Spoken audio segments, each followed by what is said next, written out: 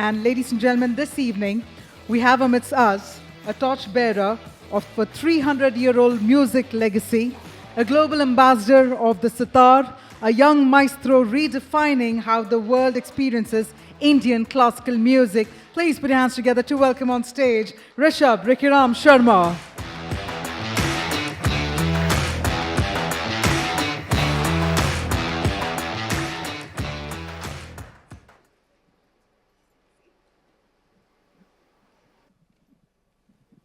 I don't think we need any formal introduction for Rishab, do we? We know him. And if we don't, we have heard him. That is for sure. 100%, 200%, I would say that. And you have a very unique approach.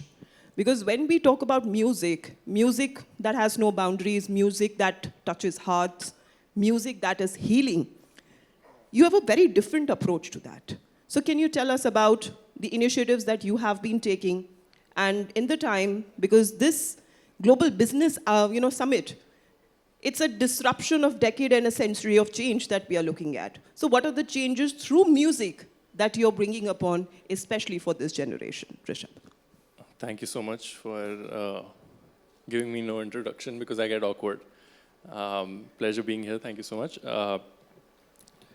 So I run this little experience which is called Sitar for Mental Health. We do mindfulness concerts, experiences throughout the world where the focus is around obviously mental health, but also using Indian music, particularly the sitar, which is my voice, to make more noise about mental health, A, and B, amplify the medicinal properties that it has. So the approach was deeply rooted in tradition. If you read about Rag Chikitsa and Raga therapy as what it translates to, I just wanted to bring it to my audiences, people my age, make it more accessible, whilst also making mental health as like a household thing, because I went through my own struggles with mental health, and whenever you find a new medicine, you want to show it to your friends, right? So that's how it started online, where I was like, hey guys, this actually works, because it worked for me when I was combating anxiety and depression.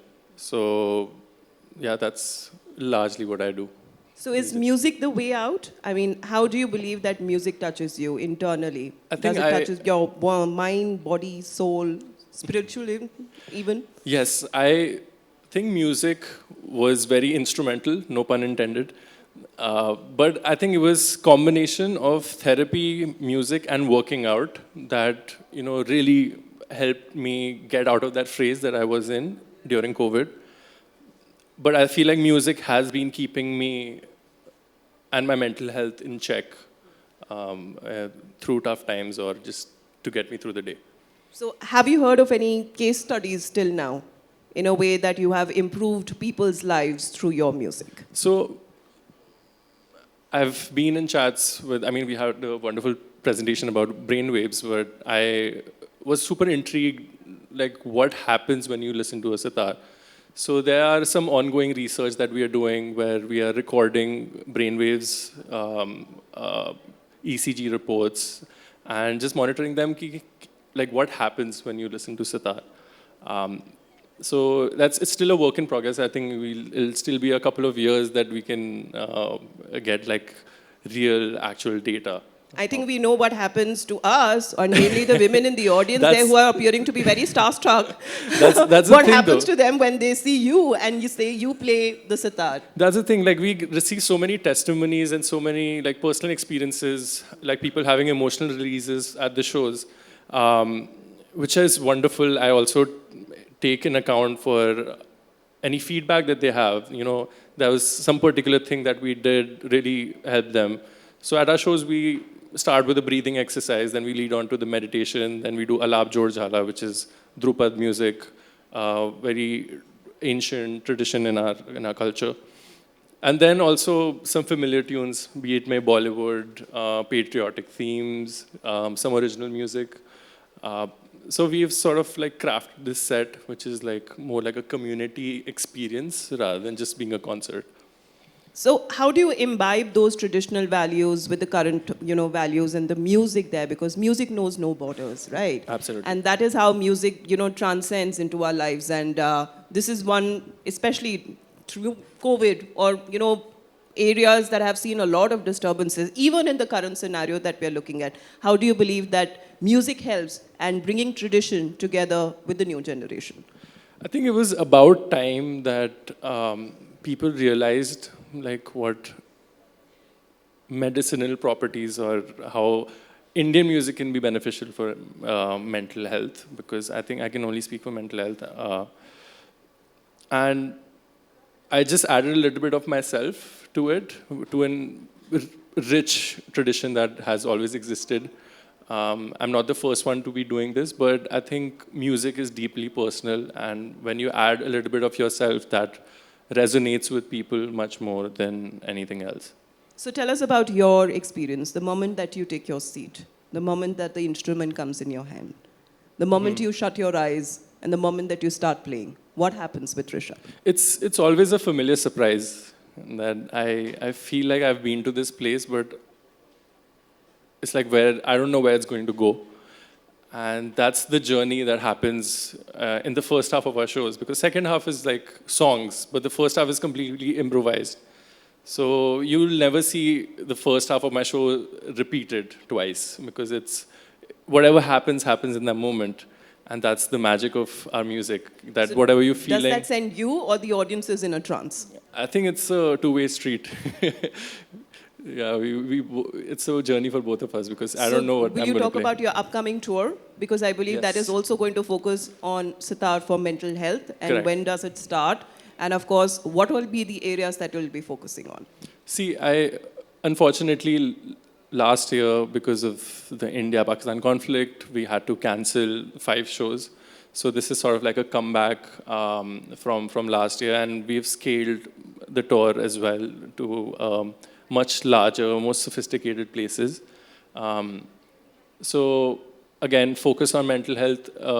We are going to be focusing on breathing, meditation, just taking a pause, because we are so overstimulated all the time that these experiences come like a pause for you. So we're doing a 10-city tour, pan-India. Delhi, Mumbai, already sold out. Thank you so much.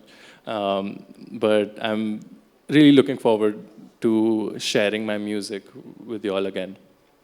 So what happens, with your journey associated with music that started off very early, but looking at the current times that we live in, how do you believe that this music that transcends all, time and generation and borders as well, what is that feeling that Rishab actually goes through, especially when it comes to thinking about certain things like mental health, just because you've gone through the phase yourself, and do you believe that that something will also connect with the people on ground or mainly with your audiences? See, I never claimed to be a therapist or like prescribe it to people that, hey, this is going to help you. I can only speak from like my experiences, how it has helped my mental health.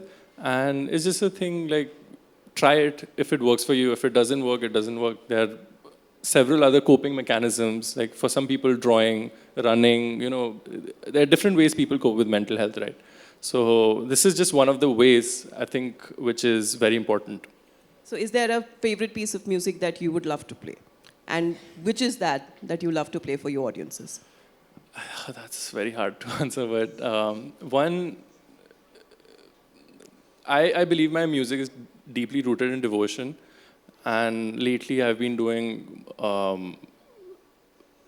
devotional music more often. So I think Shiv Kailash is one of my favorite melodies, which is like sort of calms me down. Just like whatever I'm going through, it makes me forget that.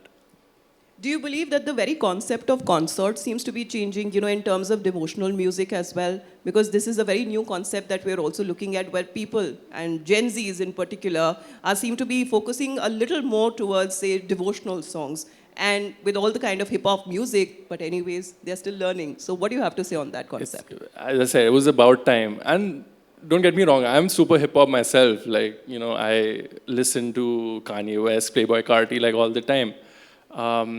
Again, I feel like for what worked for us was just like adding myself to it, and Gen Zs are drinking lesser. They are focusing more on health. So I think this was a natural byproduct. Some businesses are going down because of that. Yes, for good, I guess. I think people are just prioritizing their health, and which is a wonderful thing. And I'm really honored and grateful that I get to do this and contribute to the society for better. Well, if we can't hear you play, can we then hear you sing? You can come to the shows and hear me play, but Absolutely. We're going to keep the best for the last, isn't it, ladies and gentlemen? Go on. Oh, okay. So I mentioned Shiv Kailash, so I'll just hum a couple of lines. Shiv कैलाशों के वासी धौली धारों के राजा शंकर संकट हरना तेरे कैलाशों का अंत न पाया तेरे कैलाशों का अंत न पाया अंत बेअंत तेरी माया ओ भोले बाबा अंत बेअंत तेरी माया. Thank you.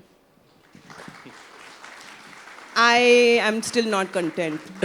No, that's not enough. That's not enough. Because if you notice, Rishab had his eyes closed. He was feeling that very moment, right? So let's do that with the audiences. Please keep your phones down. Everything is anyways being recorded. You are watching Rishab live in person. So let's take this moment. And Rishab, another one from you where I request the audiences to just calm down, close your eyes, and feel the moment and feel Rishab sing. So let's do that. I would say, close your eyes, but music is not always calm. It can be 9 different emotions. As I talk about Navras like a lot,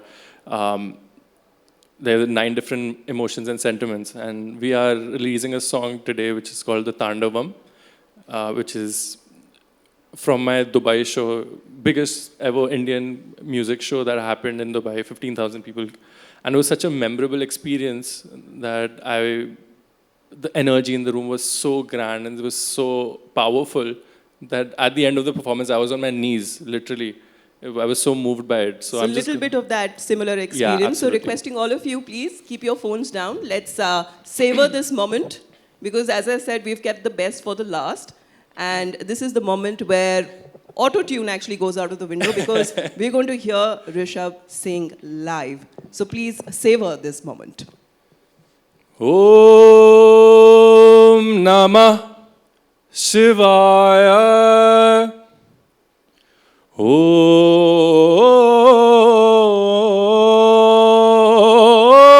Namah Shivaya. Shiv Shankar, Shiv Shankar, Shiv Shankar, Shiv Shankar, Shiv Shankar, Shiv Shankar. दर्शन कर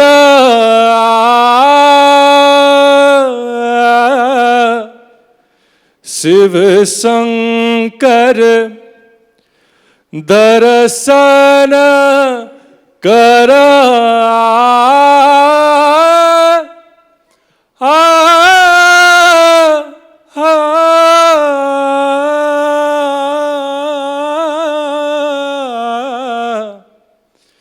शिव शंकर दर्शन कर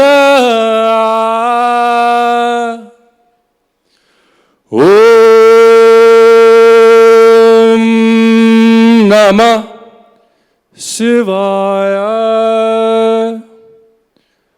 Om